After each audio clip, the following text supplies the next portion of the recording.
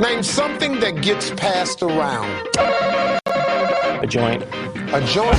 Legalized marijuana is always a very difficult question. The time is long overdue for us to remove the federal prohibition on marijuana. From now on, I smoke weed exclusively with white people. Well, I'll get high next time. They're walking on their pants with their cap on backwards, listening to Enema Man, the Snoopy Poop Dog. There's definitely cannabis in there, and it makes sure that I can sleep now. What's to keep somebody from getting all potted up on weed and then getting behind the wheel? Don't piss off your old dealer. Marijuana is not the kind of thing that ought to be legalized. I know you're not supposed to admit that you smoke pot, but I don't drink alcohol. Let's get out of here. I have some really good weed back at the hotel. I used to smoke marijuana.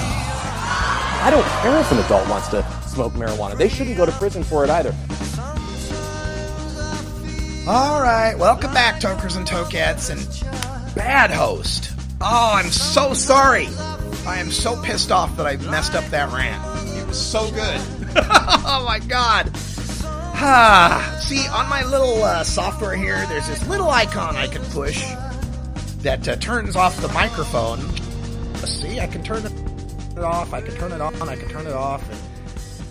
It's such this little damn thing that I always forget that I turned it off. God damn it. I'm so sorry, folks. Jesus, I can't believe I did that. All right. Well, where was I?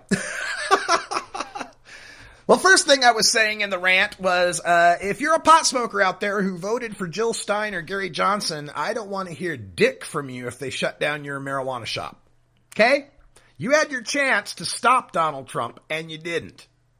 We told you, I told you numerous times, one of two people would be president, Hillary Clinton or Donald Trump. And I dare you to tell me that Hillary Clinton's press secretary would have come out and said, we're looking at shutting down recreational marijuana.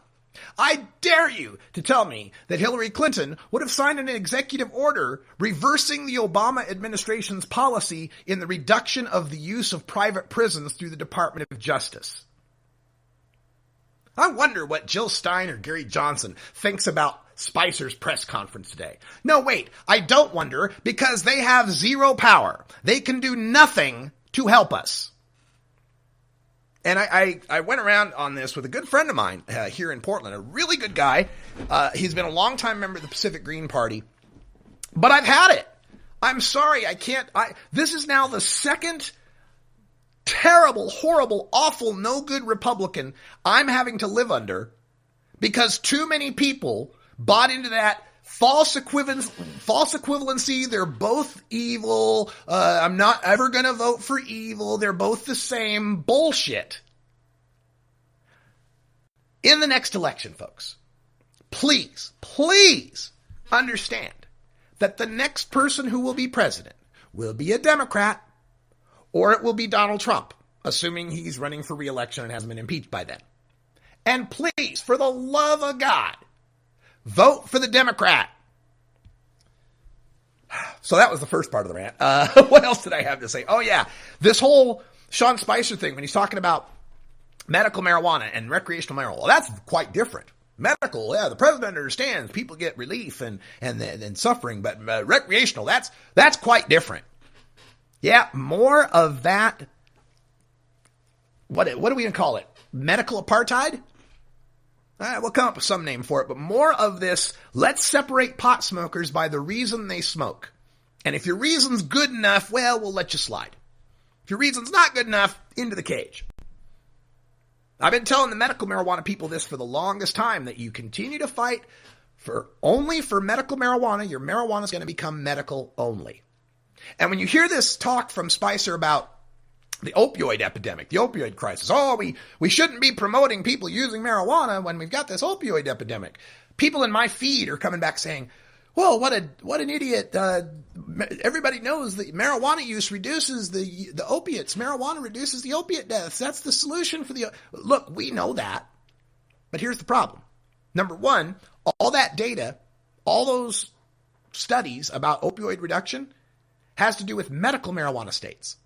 So in a sense, it makes Spicer's point for him that if there's an opioid crisis, then we should Like, what I'm saying is that I don't think they'd have a problem if a state, and there's a couple of states talking about this, wanted to add opioid dependence syndrome as a qualifying condition for medical marijuana. Yeah, I don't think they'll have a problem after you're on the heroin using the marijuana to get off of it. Their perception is that starting the marijuana as a recreational drug is what leads to the heroin.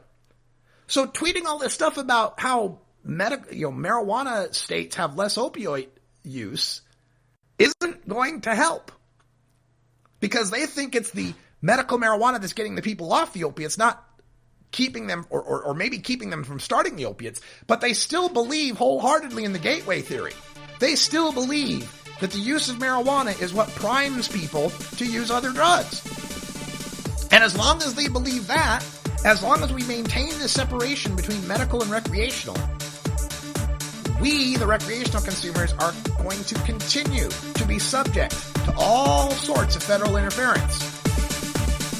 All right, we'll add more when I come back. Glad the mic's on this time, though. See you in a minute.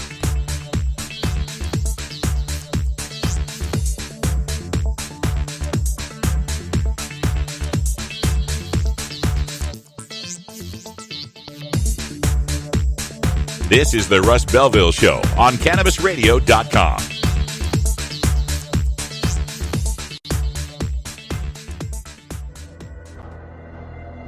In the interest of fair and balanced journalism, the Russ Belville Show presents the anti-drug public service announcement of the day. Gotta try this.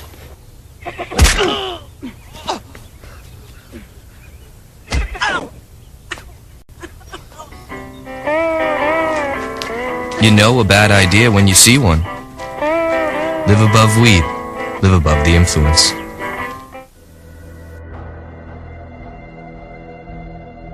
This has been the Russ Belville Show's anti-drug public service announcement of the day, exclusively on RadicalRuss.com.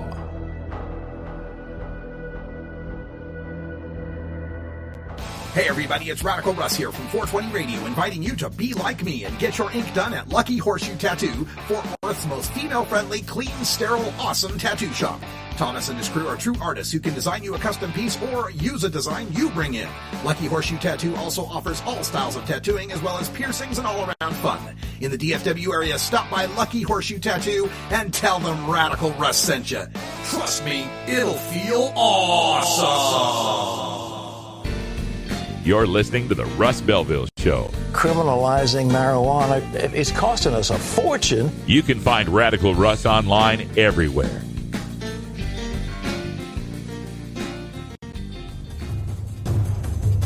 Warning.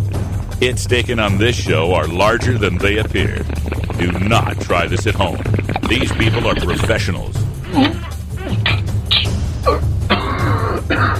Or at least they pay me to say that. Uh-oh. Sounds like somebody's got a case of the Mondays.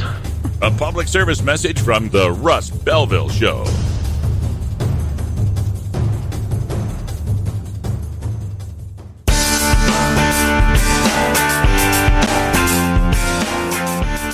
I have a package here for Radical Rick.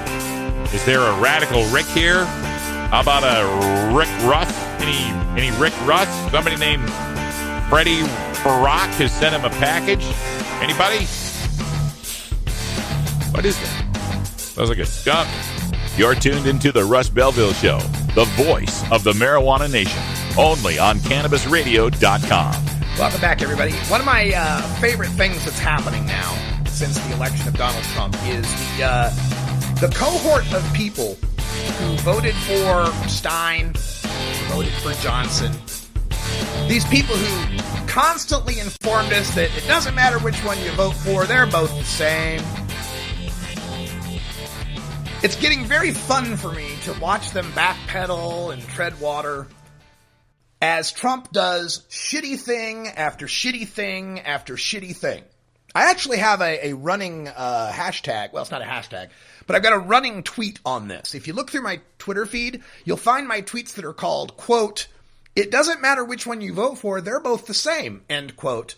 And then I go part 1, part 2, part 3. And in each one of them, I add a link to something that Trump has done that I can guarantee you Hillary Clinton would not have done.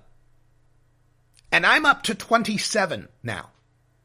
I've done 27 tweets on this, 27 different policies that I can guarantee you Hillary Clinton would not have done.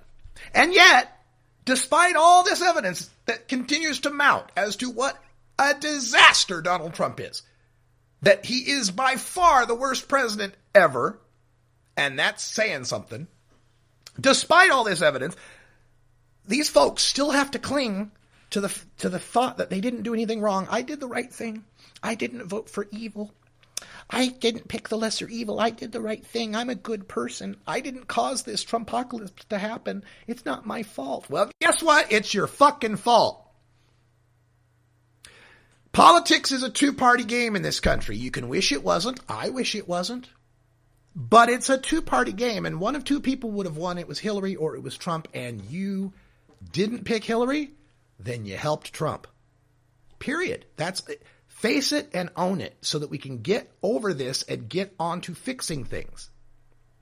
But I still get people, they're in my chat room right now. I still get people that will say, well, we don't know how bad Hillary would have been. She'd have been awful. She'd have been terrible. She'd have gotten us into a nuclear war with Russia. Okay.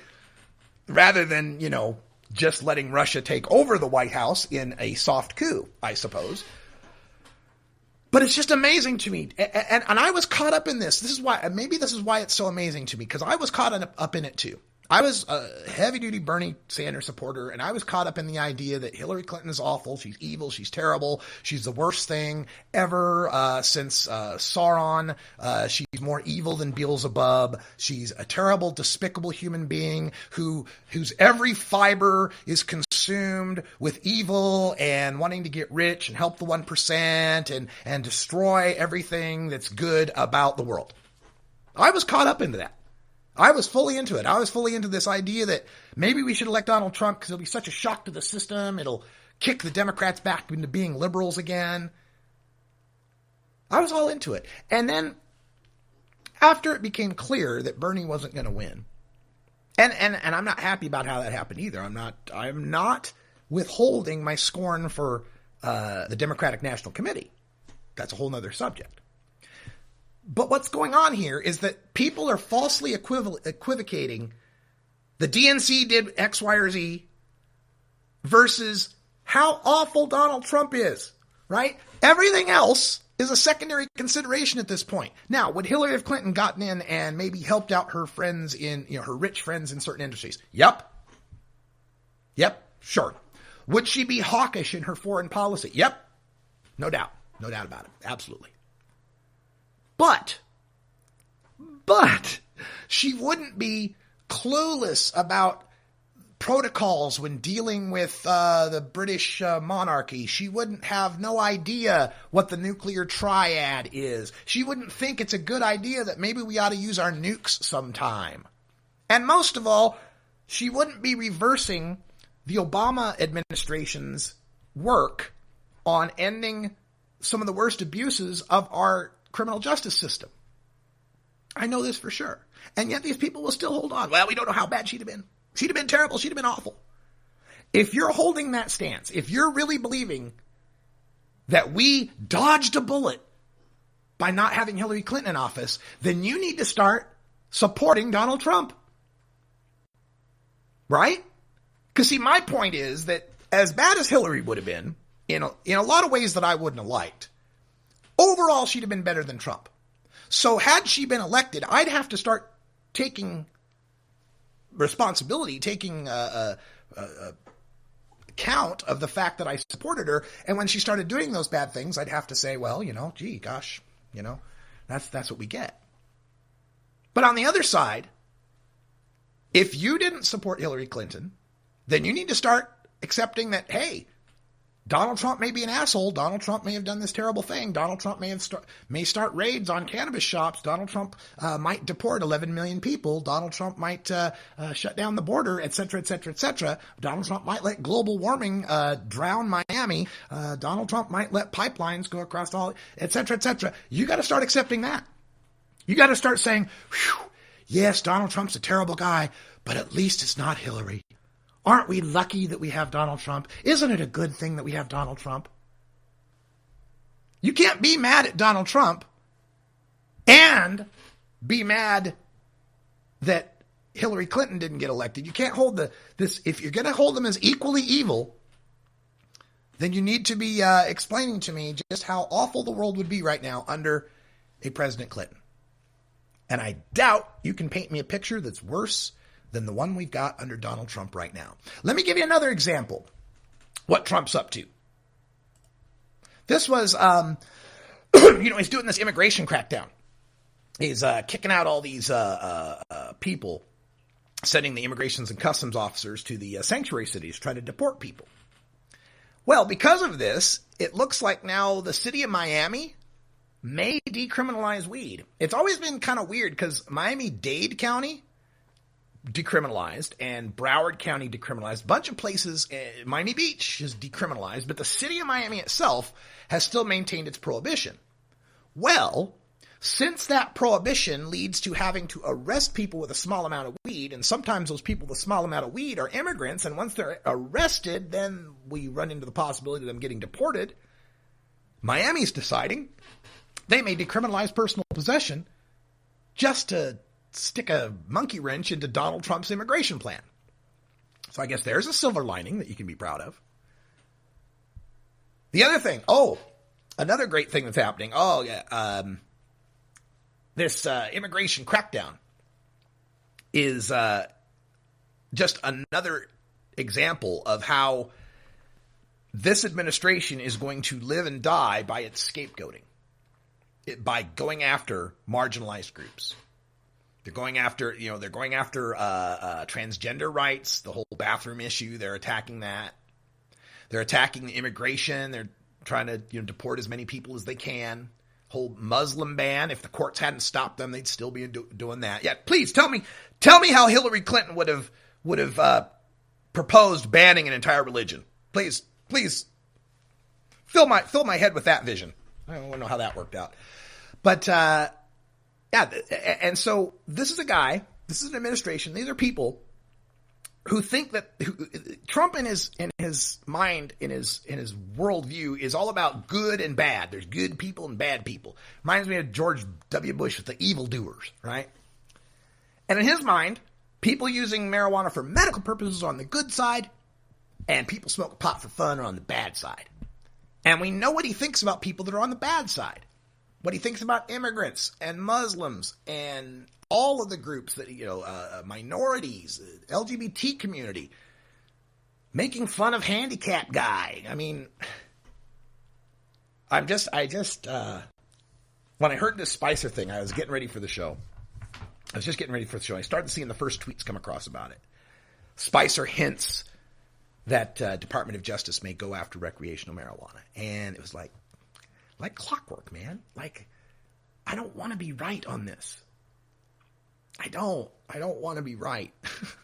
I really don't. But I've been studying marijuana and politics for 12 years now. Full time. Day in, day out, 8 in the morning to 8 at night, doing nothing but read, write, research, and smoke weed. And I saw all of the fingerprints, all of the earmarks of what this would be. I've seen it in history, and I'm seeing it being repeated. We lived through it with Nixon. We lived through it to some extent with George W. Bush. And we're really going to see it turned up to 11 with Donald Trump. I want to be wrong, but my perception of this has always been that it's a culture war. This is a culture war. And when it comes to a culture war, there's no price too great to pay to save your culture. I was listening to another clip earlier today where they're talking about how the thing the parents care about is keeping the evil drug dealers away from their kids, and there's no price too high to pay for that. People are getting excited about these polls, this new poll, the 59% that support legalization and 93% support medical marijuana. And all I can think is, gosh, that'd be great if what the people think mattered. But what the people think doesn't really matter. There are some who call me Tim. All right, that sound means that it's 4:20 here in the Pacific Time Zone. Time for us to take our union-mandated safety briefing. Let's see how safe we can get. When we come back, I'm going to talk about illegal weed in Oregon and how the black market, underground market, is kicking the legal market's ass, as you'd expect. That and more when we return.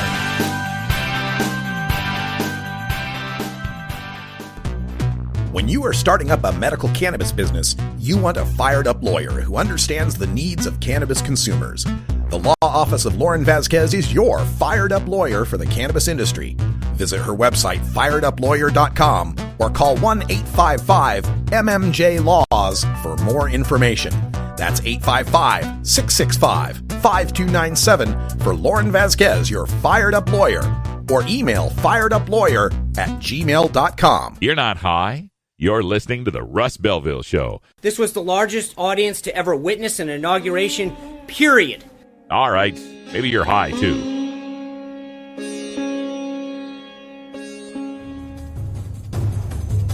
Warning. Hits taken on this show are larger than they appear. Do not try this at home. These people are professionals. Or at least they pay me to say that. Yeah, baby! Yeah. A public service message from the Russ Belville Show.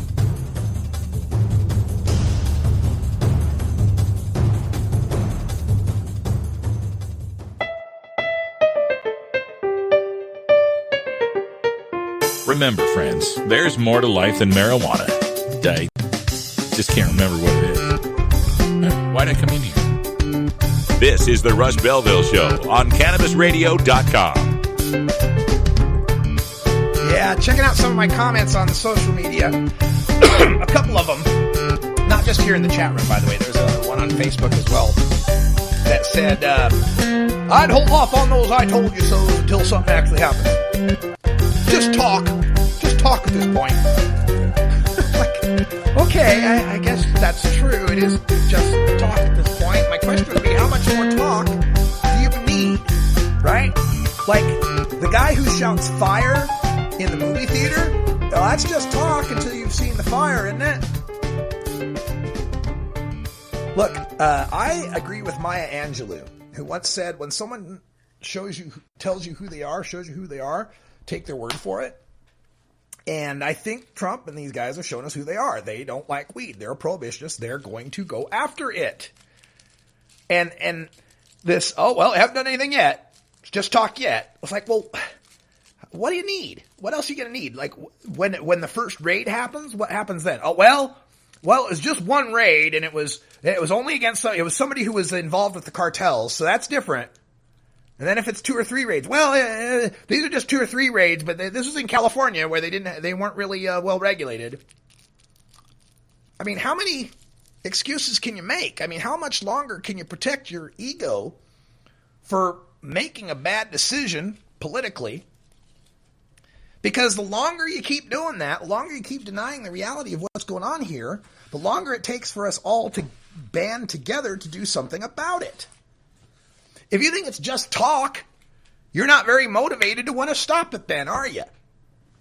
Let's get fired up about this. Let's get real about this, folks. I think for the last 8 years, we may have gotten to a situation where some of us have had a little too easy. Where the raids stopped and Obama kept a hands-off approach for at least the past 4 years, and everybody got kind of complacent about it. Well, go back to your 2000 through 2008 era. Remember what you had to do under George W. Bush and double that, because it's going to be worse. Yes, it's going to be worse. See, Trump needs the war on drugs to continue for a lot of reasons. For one, it's a convenient scapegoat. War on drugs is a convenient scapegoat, a convenient way to look tough on crime, look like you're doing something without a whole lot of political blowback, usually, because the people who end up getting busted usually don't have much power. They're usually, the minority or young or, somebody who's not going to make a big stink about the whole situation. And this war on drugs also provides a distraction from other things that Trump might be up to. A way of keeping people's attention focused on the shiny object over here where he's doing some despicable shit over there. And again, like I've always said, this is a culture war. This is a culture war. And the other side of the culture is in charge. Yes, those polls do say 59% of the American people support legalization, but 65% of Republicans oppose it. And 63% of people over 65 oppose it. And guess who's in charge in Washington? Republicans over the age of 65, generally speaking. And the same goes for your state houses, too. Generally Republicans, generally older. And what the people think doesn't mean jack squat compared to what the 1% thinks. And this is where people get into the the marijuana industry is worth $7 billion. Woo-hoo-hoo! We're worth $7 whole billion. Wow.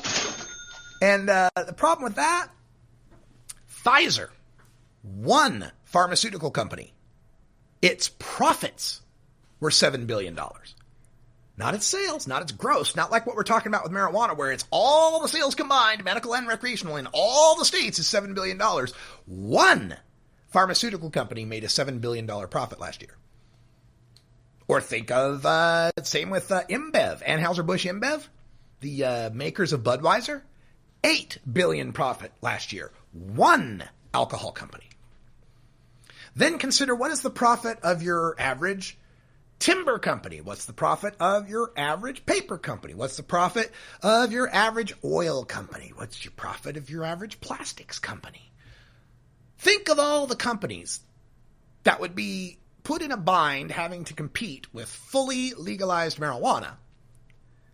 And you'll start to see a whole lot more dollars than what you see in the pittance of $7 billion that we have as the marijuana industry.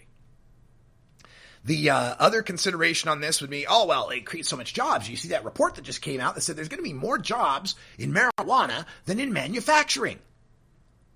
Yeah, if those legal states can move forward with licensing people for those jobs and they don't get an injunction from the Sessions Department of Justice telling them that any state regulator that licenses recreational activities is in violation of the Controlled Substances Act. If that happens, those jobs don't exist. They don't get created. So we're not too big to attack. In fact, we're small potatoes, economically speaking. And even though we do generate tax revenue here and jobs there, for many people, the frame of that is blood money that we've taken. We've hooked people on weed for profit. We're destroying lives for profit. And from the point of view of conservative Republicans and people that are in power, they're doing a good thing by shutting that down. It's not a bad thing to lose the money and the jobs, because why would we accept money and jobs if those money and jobs were dedicated to child sexual activities? Pedophile rings? Well, we can't close down this pedophile ring. It makes a ton of money and it creates a bunch of jobs. No, nobody would think that. Now, don't get me wrong. I'm not trying to say legal marijuana is like a pedophile ring. I'm saying, from the point of view of our opponents, an evil operation isn't worth its profit. And they see us as evil. They see drug use itself as an evil thing. They'll make the exception for alcohol, but drug use, evil, evil thing. And the other thing that's happening with recreational marijuana that's going to make this more and more difficult is the initial promises we made for legalization are going to start to fade. We promised it'd make all this tax revenue. We'd be able to fix schools and stuff. And so far we have. We've made a lot of money. We've fixed a lot of schools, all that, right? But we're starting to get reports that the tax revenue in Oregon month to month is dropping. Why? Because first, Oregon proposed these testing regulations, and they didn't have the testing facilities set up yet. And this caused a backlog and a glut in supply, or a pinch in supply, I should say. And that helped decrease the supply and then increase the price, of course. from the testing regulations. And so between the testing increasing the price and the taxation here in Oregon, up to 20% taxation increasing the price, the black market is beginning to thrive. It's beginning to reassert itself. Just this last weekend, I got to see an example of this in action in Portland, where people were buying and selling marijuana and edibles and tinctures and concentrates, all illegally, no licenses involved, kind of almost like a farmer's market or like those sidewalk sale kind of things that you do. It was almost like that. And the prices were great. Don't get me wrong. The prices were fantastic. And of course, the prices are great if you don't have to pay for licenses and don't have to pay taxes and you don't have to pay registration fees and inspections and have security cameras and fences that are 8 feet tall and all that. Basically, what's happening here is after 2, 3, 4 years legalization out here in the West, a lot of people are returning back to the way we used to do things because the testing and the inspections and the regulations and the taxes have become too onerous. And so what's that going to lead to? Well, our opponents are going to say, look, you promised a bunch of tax revenue. Tax revenue is not happening. It's going down. You promised that marijuana would reduce the black market, illegal market, illicit market, underground market, whatever we're going to call it. It's not happening. It's getting bigger. And then they'll start to point to all of the marijuana that's being produced in the West and then making its way back east. They're going to make it's going to be an easy case to make that recreational marijuana is out of control from their point of view. It's going to be an easy case for them to make that it's violated the 8 points of the Cole memo numerous times. I'm telling you, injunctions are coming, folks. Cease and desist orders. Maybe even some raids are coming. And I like I said, I'm sorry to be the one that was right about this, but yeah,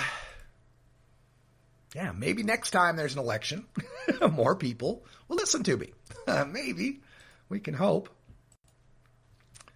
Let me get to this Oregon story. This is up in KGW, and they've done a big expose on it, on how the companies in Oregon can't compete with the illegal market. And they speak to this guy named Collins, Corey Collins and Bob Brownback. They own Alpine Extracts. And so they have all these requirements to produce extracts, right? So, of course, they have to get licenses and lab testing and security cameras and all that stuff. And so Collins, this is according to the KGW report, quote, Collins points to ads on Craigslist as the most blatant example of illicit activity. There are dozens of people advertising cannabis for sale online, including the exact same type of product Alpine Extracts is selling, cannabis oil, at a fraction of the price. Brownback said, quote, no one is doing anything about the black market, end quote. OLCC, which runs the recreational market here in Oregon, doesn't police Craigslist or any of these illegal sales. It only enforces the regulations for the legal sellers. Local police aren't that interested in dealing with minor pot offenses. And the business owners are getting frustrated by this. We are going to start to see a push by legal business owners to have an increase in law enforcement activity against unlicensed dealers. It's their competition. The legal pot sellers are now going to be the ones that are going to be snitching and hoping for the cops to bust the illegal ones. Now, Anthony Johnson from New Approach Oregon, my friend, says, quote, I think we can dramatically curtail the illicit market through education. An awareness campaign called Buy Legal that points out that the products are better quality, they're free from pesticides, and how illicit sales hurt the state from lost tax revenue. Well, I admire Anthony, good friend of mine, like I said, but I think he's a bit naive on this one. Or he's saying what he has to say to be politically correct in this one.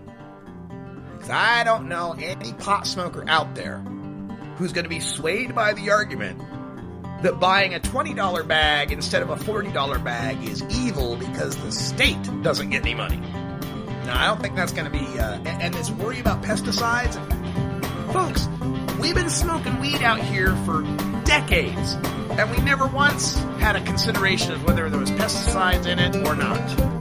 I don't think that's going to change many people's minds now either. We'll talk more about this when we come back. Plus, I got a story on Congress trying to expand drug testing for welfare. Arkansas. This is the Russ Belville Show on CannabisRadio.com.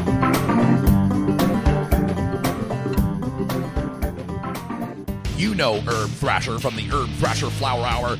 Now get ready for Herb Age Designs for the proud cannabis consumer. Herb Age Designs, lifestyle gear for the 420 friendly. Herb Age Designs, we've got Frisbee golf discs and durable hemp gear. Herb Age Designs, we've got shot glasses, drinking glasses, coffee mugs, and beer cozies.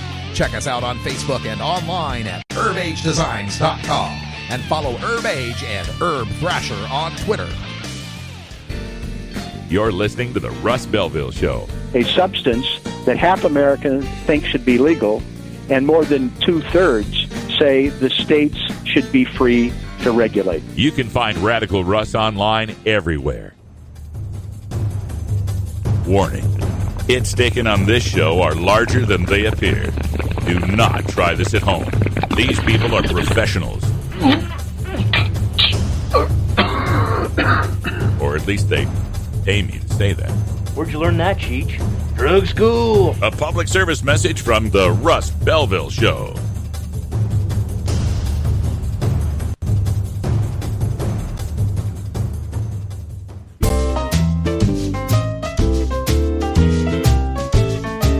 Pod 2.0.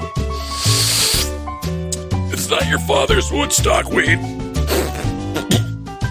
This is the Russ Belville Show on CannabisRadio.com. All right, welcome back. Following up on that KGW story, one more quote from Anthony Johnson. He says, he believes the black market will dissolve as legal marijuana becomes more accessible and prices more competitive. Quote, the day after Prohibition was repealed for alcohol, the illegal market didn't go away. It took some time. Yeah, but here's the thing. The illicit market for alcohol was banned nationwide all at once after there having been a legal market for alcohol in all 48 states at the time. So it's not quite analogous, right? Because with pot, we never had a legal market to start with.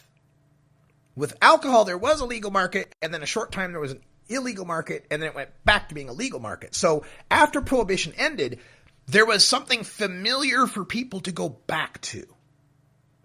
And the other consideration is that alcohol under Prohibition was a substandard product compared to the alcohol before and after. Before and after Prohibition, you can get beer and cider and wine and whiskey and vodka and all these other spirits, right? But during Prohibition, beer almost went away because trying to smuggle that didn't make you as much profit as smuggling moonshine. And then the spirits we did have were the things like moonshine that would poison you, would blind you if it was made badly, and it tasted awful, and it was just substandard. So at the end of alcohol prohibition, people were returning back to a better product. In the case of marijuana prohibition, I can make the argument that the product under prohibition was as good or better than what we're getting under the legal market. To wit, in the legal market, there are limits on how much potency I can get in an edible. Nothing like that in the illegal market. Somebody want to make me a 300 milligram Rice Krispie treat, they'll do it. Potency of the marijuana under prohibition, 20, 30% when you're looking at the really good stuff. Under legal marijuana, 20 to 30% if you're looking at the real good stuff. So it's not as if prohibition of marijuana made it a worse product. In fact, prohibition made marijuana a better product. We moved up from the dirt weed days, sticks and stems, sticks and seeds. We've moved up. So the product's already as good as it can get. Ending its prohibition doesn't make the product any better. Now, the argument can be made, well, it makes it better as far as pesticides and testing and all of that kind of stuff. But again, most people weren't concerned about that in the first place, and there hasn't been a whole lot of evidence that there's been pesticides hurting people that smoke marijuana. So I don't see how legalization makes the product any better for the consumer. I know right now that my choices for buying weed here in Oregon, I could go down to, there's like 3 pot shops just down the block from where I live, depending on which direction you go. And I could go to those pot shops if I wanted to, and I could go buy some weed that would be really good weed at a really good price. I could probably get an ounce for $189 with tax right now. But I know people that'll sell me weed that's just as good out of their own garden for $79 an ounce. Now, am I that worried that my friend selling me the $79 an ounce is gotten it all laden with pesticides? Look, if the guy was a mega grower dealing in the black market and had to push out a lot of product, maybe. But when he's a grower you know personally as a friend, and you know he's only growing for himself and you and maybe a couple other people, and you know all the people that smoke that weed, you're not too concerned that there's pesticides in it, because if it's going to hurt you, it's going to hurt him. You're going to figure he's not going to pesticide his weed up to hurt his own smoke. So I don't know that those arguments hold much sway, really. I do agree that when we can get the price of marijuana down to where it should naturally be, then the black market will fade away, right? Just like there's not a black market in beer right now, right? Because the margin on beer is so low, there's no profit in making it on the black market. And the costs of making it small batch are greater than the cost of making it large batch like the macro brews or the craft brews do. So there's no market, there's no profit in being an illegal beer dealer. But there's plenty of profit in being an illegal weed dealer, even as the price of weed starts to drop. If the tax on weed is 20%, right there is the margin that an illegal dealer can make. Even if he sells the weed at exactly the same price, $189 an ounce, he's going to make that 20% instead of the state. Now, if weed got down to the price of tea bags or cucumbers, then maybe there's no more black market in it. And the other thing that will hamstring this idea of increased legalization, reducing the price and reducing the incentive of the black market is the problem that marijuana legalization isn't happening on a national basis. It's happening state by state by state. And pretty regionally selected. West Coast, Northeast. When alcohol prohibition ended, nearly all of the states immediately went forward with allowing some forms of alcohol. So it wasn't a situation where you could get a beer in New York or get a keg of beer in New York and then truck it down to Kentucky and sell it for 3 times the price. That kind of situation didn't exist. But that situation exists all over the United States with weed. A pound of weed that goes wholesale for $1,000 on the West Coast can go wholesale for up to $3,000 to $5,000 other places in this country. And it will continue to do so as we continue this piecemeal state by state by state by state legalization. And we have to hope that we get enough states legalized fast enough that the pace of legalizing the states outpaces the drastic decline in the prices. Because as the prices drastically decline, that tax revenue declines, and then that argument for getting the states to want to legalize starts to decline. And the fact that we have this massive disparity in the price of marijuana from one place in the country to the other is also why we have these limits. Why we have the 1 ounce limit that you can buy at the store, 6 plants that you can grow.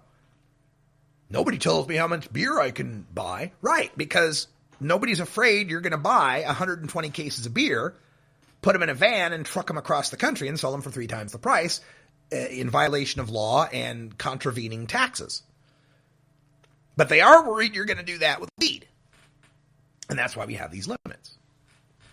Now, according to this article, they say the illicit market in Oregon is already in decline. According to Whitney Economics, in 2015, illicit pot sales make up 74% of the market. Last year, 53% of marijuana sales were illegal. In 2017, only 35% of all weed will be sold on the black market. This is what they're saying. I would love to see their methodology for how they come up with those statistics, because I got an easy way to poke a hole in that. The idea that 3/4 of the weed was illegal in 2015, half the weed was illegal in last year, and 1/3 of the weed will be illegal this year.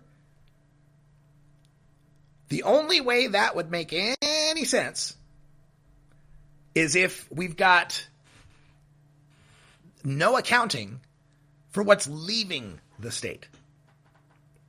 Right? Like, I think what they're counting here is, let's ask pot smokers where they bought their weed. And in 2015, 3 out of 4 pot smokers bought their weed illegally. Last year, half the pot smokers bought their weed illegally. And this year, only 1/3 will buy their weed illegally. That's what I think. I think they're looking at it from the consumer. Where was the source for the consumer? Turn that stat around. Tell me what the production was of pot in Oregon. And try telling me that 75% of the pot produced in Oregon was sold illegally versus 1/3 of the pot produced in Oregon was sold illegally this year. All you're telling me, all I think they're telling me here is confining the purchase side in Oregon, not the production side from Oregon. And the fact that a lot of that weed leaves Oregon and gets bought in other places. So maybe what we're seeing here is not that more weed is being sold legally. It's that more illegal weed now has to leave the state. That's the kind of stat we need to see. So this is going to be a real tough time for us, folks, because we're going to have the falling prices that lead to the falling taxes. We're going to have the continued increase in black market that undercuts the point of legalization. And these arguments are going to be so repeated by Kevin Sabet and Project Sam and Jeff Sessions and Tom Price and all these pot haters in the Trump administration. They're going to say the states are the laboratories of democracy and the results of the experiment are in, and it's a failure. You can already predict their press releases. It's been doing this for so long. All right, let me get to this other story. This is something I've been covering for a long time on the show, and that is the idiocy of drug testing. And one area where it really pisses me off is when governments start talking about drug tests for benefits. Usually it's drug testing for welfare, right? And in the latest news, we got some news out of Arkansas. They got a bill there that would be drug testing for welfare, the temporary assistance for needy families. And it's gotten past an Arkansas House committee. And once again, they find that drug testing for welfare, in addition to being cruel and unnecessary, it doesn't work. Here's a quote from the story. Since the new restriction on benefits was adopted, 300 people have self-identified as illegal drug users on benefits forms. But according to the Arkansas Department of Workforce Services, only 2 people have actually taken a drug screen and tested positive in a program that benefits 1,781 families. The number of people covered has hovered around 9,000 to 10,000 in the past few years. Two drug test positives. The Democratic State Representative Fred Love says so the Republican Robin Lundstrom, who's in favor of this thing, drug testing for welfare, is crowing about the fact that when it was originally proposed, they said it was going to cost $1.2 million. It actually cost $30,000.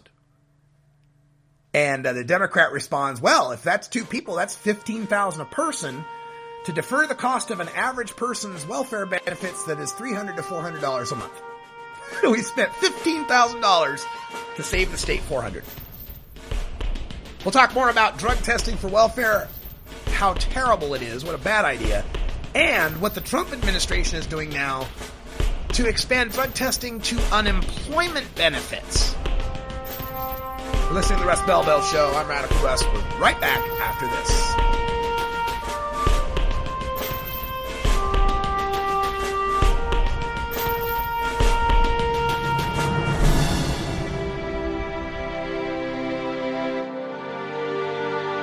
This is the Russ Belville Show on CannabisRadio.com.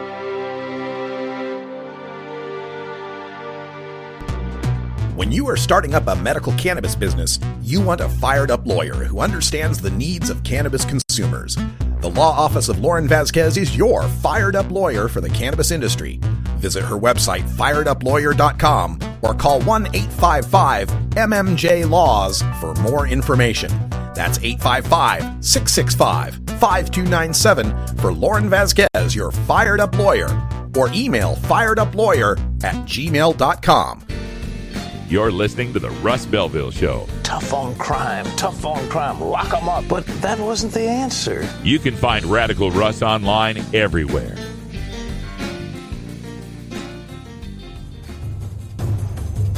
Warning. Hits taken on this show are larger than they appear. Do not try this at home. These people are professionals. Or at least they pay me to say that. This sucks. I hate... Yeah. A public service message from the Russ Belville Show.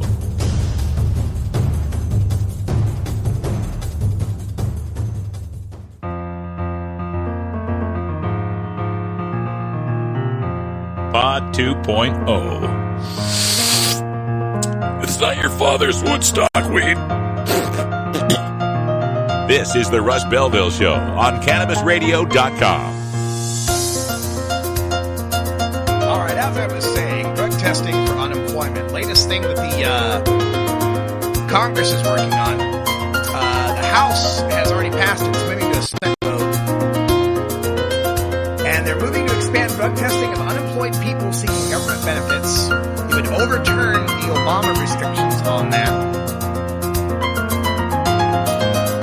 So this is even worse, right? Because the drug testing for welfare thing is disgusting. Because number one, it doesn't work. Welfare recipients tend to have far lower drug test positive rates than the general population. Why? Because drugs cost money. Drugs cost money, and if you're poor and you need welfare, you can't afford drugs. They think, oh, we'll have this drug testing for welfare, and we don't want to have these welfare recipients using their money to buy drugs.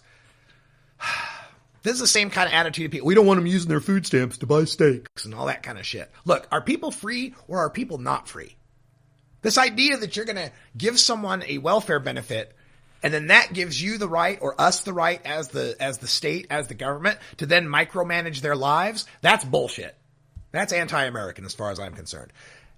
But that's bad enough. What Congress is talking about here is drug testing for unemployment benefits. Now, unemployment isn't, first of all, I don't like calling it unemployment benefits. It's unemployment insurance. It's something you paid into. You paid into this unemployment by working. Money came out of your check and was set aside for a rainy day in case you became unemployed. And now the government wants to say that the money that it involuntarily took from me to put aside for a rainy day in case I become unemployed will be stolen from me if I fail a P-test. This isn't a benefit. This isn't some handout from the government. This is my money. This is my money that got put away for unemployment that you're saying you want to take away because I didn't behave in a way that you found acceptable. And that's unacceptable as far as I'm concerned. Drug test for unemployed. And then you hear the people that all say, well, they're going to have to go out into the workforce that drug tests. So they should have to pass an unemployment drug test if they expect to pass a drug test to get off unemployment? Well, first of all, not all places drug test, and that number is declining. Second of all, a lot of people like myself choose to work in places that do not drug test. So if you'd like us to not use those unemployment benefits, give us more places where we can get a job, not fewer. So many places drug test. How about not so many places drug test? How about get rid of the drug testing? This idea that, some people have to drug test, so we should make all people have to drug test. How about nobody should have to drug test? Let's try that for a while. We had a country that managed to get along just fine for a couple hundred years without any drug testing, where managers, I know, follow along with me on this one. I know this is a heady concept to get your mind around, but certain workers were called supervisors back in the day, or managers, and it was the job of these people to interact with their fellow workers, to interact with the people that were below them, to interact with the people under their command, and to exercise these things called judgment and observation and interaction to determine if that human being working for you was under any sort of duress that might cause a decline in their workplace productivity. I know it's weird, right? Like, we didn't have people pee in a cup and then have a lab tell us what was in their piss to determine whether or not they were good workers. We had supervisors who supervised people and observed them and rated them and gave them reviews to determine if they were actually good workers. I know, it's wild, isn't it?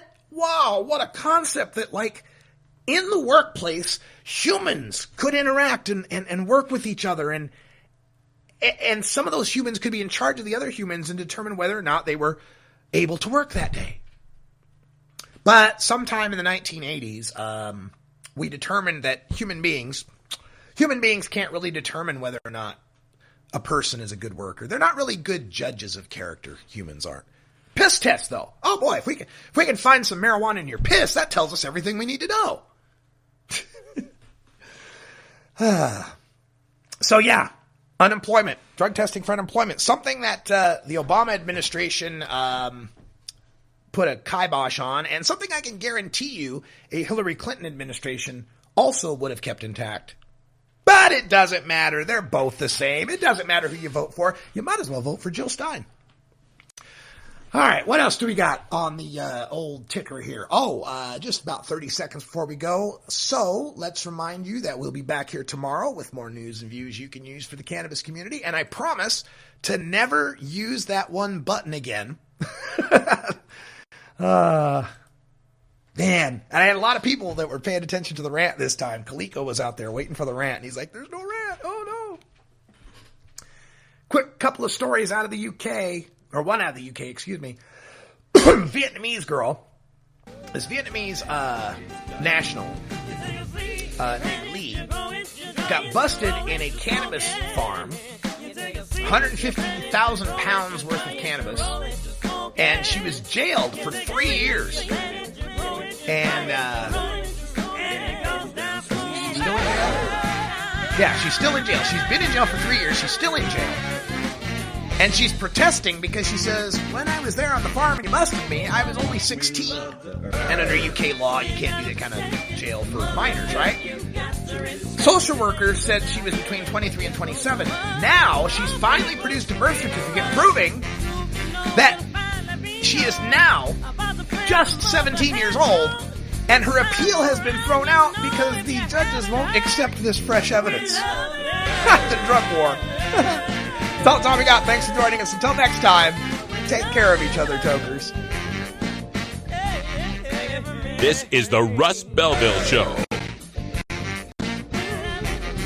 The Russ Belville Show is blogging and podcasting daily at RadicalRuss.com. You take a seed, you plant it, you grow it, you dry it, you roll it, you smoke it. You take a seed, you plant it, you grow it, you dry it, you roll it, you smoke it. You take a a seed, you plant it, you grow it, you dry it, you roll it, you smoke it, and it goes. You're listening to the Russ Belville Show. We have 4 times the incarceration rate on a percentage basis of any country in the world. In second place is New Zealand. You can find Radical Russ online everywhere.